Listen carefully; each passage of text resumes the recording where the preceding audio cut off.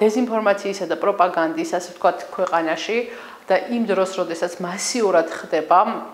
სხვადასხვა ტიპის ინფორმაციის გავრცელება და ძალიან რთულია ადამიანმა გაარკვიოს მათ შორის რომელია მართალი და რომელია მცდარი ან მანიპულირებადი ან პროპაგანდისტული,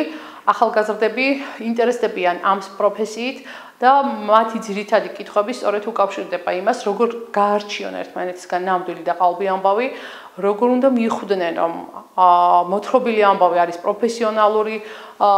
დაწერილი, ნამდვილად ეთიკური ნორმების დაცვით, თუ ის ემსახურება სხვადასხვა,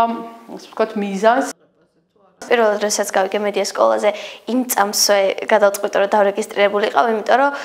ჩემი ბავშვების ოცნება იყო კამერასთან დგომა, ჟურნალისტად ყოფნა და აქედან გამომდინარე ვიფიქრე რომ ეს სკოლა დამეხმარებოდა იმ უნარების შეძენაში, რაც ნამდვილ ჟურნალისტს სჭირდება და ვფიქრობ რომ რამდენიმე შეხვედრის შემდეგ ნამდვილად ის ინფორმაცია მივიღე რეალურად როგორ უნდა დავწერო სტატია, რა არის უშუალო ჟურნალისტიკა და ეს რომ არის ნამდვილი ამბების გაშუქება და არა პროპაგანდა. მედია სკოლაში იმიტომ რომ მოვედი რომ მაინტერესებდა ზოგადად ეს პროფესია, რამდენად სწორ ინფორმაციას ვღებულობთ 21 საუკუნეში და როგორ არის დეზინფორმაციით სავსე სოციალური მედია. მედია სკოლიდან მიღებული ინფორმაციის საფუძველზე ვფიქრობ რომ უკვე შემიძლია მკაფიოდ გაავარჩიო როგორც პროპაგანდული მედია, ასევე სწორი ინფორმაცია.